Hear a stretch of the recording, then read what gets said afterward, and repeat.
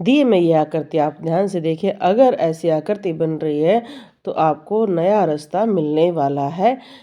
आप जिस कार्य के लिए इसको मानते हैं दिए को, बहुत सारे व्यक्ति पूजा के लिए अलग अलग नियम धारण करते हैं।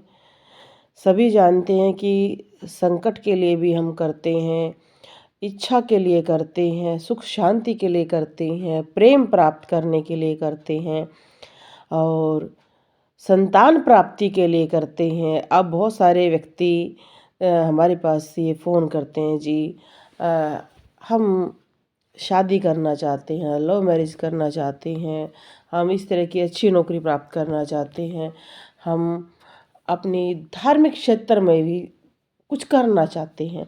हर कोई व्यक्ति उद्देश्य सबके अलग अलग हैं, पर उनकी शुरुआत होती है। हर कोई अलग अलग कार्य करना चाहता है अपने जीवन में। तो आप देखो बहुत सुंदर आकृति बनी हुई है, छोटा सा बात ही है, उसमें बहुत बड़ा आपको आकार दिखाई देगा। जैसे कि इमली आपने देखी होगी, तो ऐसे इमली की आकार होता है, जैसे एक बीज होता है उस तरह से बना हुआ है इमली का आकार।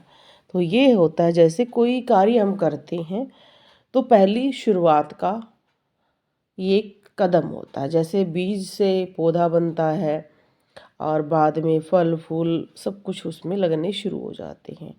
तो ये हमारी शुरुआत का एक संकेत है, क्योंकि देखो क्या है, शुरू में हम कोई भी काम करते हैं, हमें कार्य आता है, सब कुछ आता है, पर अगर हमारे साथ कोई कॉन्फिडेंस या कोई भी व्यक्ति या कोई भी देवी देवता का साथ मिल जाता है तो हमारे अंदर ये भाव इतना ज़्यादा जागृत हो जाता है कि हम हर कुछ कर सकते हैं, हम बहुत कार्य कर सकते हैं।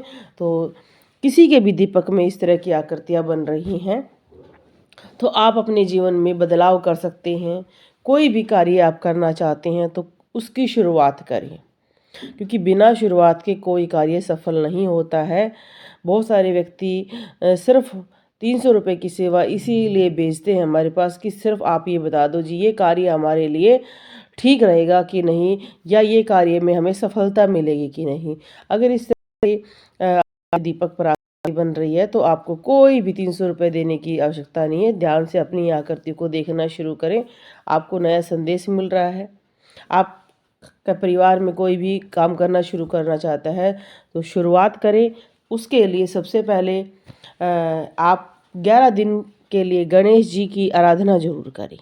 कोई बड़ी आराधना नहीं है, आप सिर्फ सुबह गणेश चालीसा कर सकते हैं, गणेश जी का कोई नाम का जाप कर सकते हैं। अगर आपको पूजा बैठकर करने में थोड़ी सी असुविधा हो रही है तो आप कहीं पर भी बैठकर किसी भी समय जाप कर सकते हैं। गणेश जी की आराधना बहुत सरल है, देवों के देव बिल्कुल सरलता से वो मान जाते हैं।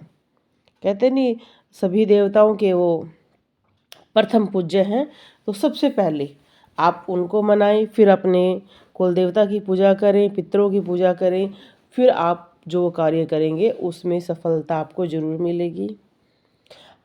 आपको सभी को पता है कि जब हमारे साथ, आपने बड़े बड़े खिलाड़ियों को भी देखा होगा, बहुत अच्छा खेलते हैं, पर आपने देखा उनका कैरियर ख़त्म हो जाता है, उनको कहीं ना कहीं चोटें लग जाती हैं या वो किसी अपवाद में घिर जाते हैं। तो इसलिए कहा जाता है कि आप चाहे कितने भी निपुण हो, पर अगर आप आसपास की चीज़ों को समझोगे नहीं, आपके साथ होने वाले षड्यंत्रों को नहीं समझोगे, बुरी नज़र को, आपके बुरे ग्रह को आप ठीक करते हुए नहीं चलोगे, तो सफलता आपको प्राप्त नहीं होगी। आपने अपने लिए समय निकालना है। आप सिर्फ 10 मिनट भी बड़े ही मन शांत मन से भी अगर आप दीपक भी ना जला पाएँ, देखो जो व्यक्ति घर में पूजा करते हैं वो दीपक भी जला सकते हैं, हर कार्य कर सकते हैं, पर जो आज का युवा है जो हॉस्टल रहता है, बाहर रहता है, तो मैं उन्हें सदैव ये कहती हूँ कि कहीं पर भी बैठ जाओ, 10 मिनट आंख बंद करके जिस भी देवता को आप याद करते हैं उनका नाम जाप करें। उसके लिए कोई भी आपको औपचारिकता नहीं करनी है, पर उनको याद ज़रूर करना है, ताकि आपके जीवन में बुरे ग्रहों का प्रभाव कम हो, आपके अंदर भी नेगेटिविटी ना हो और आपके बुरे विचार भी दूर हो। जिस भी देवता को याद करें उसके गुणों को भी याद करें। जैसे गणेश जी की आप आराधना करते हैं तो आपको सदैव याद रखना है, कभी भी अपनी माँ से दुर्व्यवहार नहीं करना है, कभी भी अपनी किसी बहन बेटी को बुरा नहीं कहना, किसी पर बुरी बातें नहीं कहनी है। आपने अच्छे वचन बोलने हैं, क्योंकि जिस देवता की आराधना करते हैं उसके वचनों पर नियमों पर रहना है, तभी आपको पूर्ण फल मिलेगा।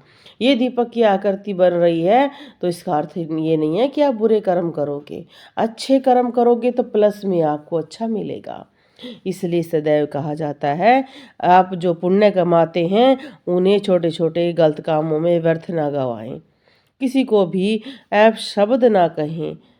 कई बार लोग ये सोचते हैं कि मैं कुछ भी बुरा लिख दूंगा, किसी को कुछ कह दूंगा, क्या फ़र्क पड़ेगा, क्या पता उसका दिल कितना दुख जाए, आपकी वजह से वो व्यक्ति बहुत कष्ट महसूस करे, आपके पुण्य वहीं क्षीण होने शुरू हो जाएंगे। इसलिए कहा जाता है साधना में सदैव सचेत रहें। हर कार्य में अगर आप कुछ भी कार्य करते हैं आप सचेत नहीं है तो आपके लिए हानि जरूर होगी। बोलो जय श्री राम।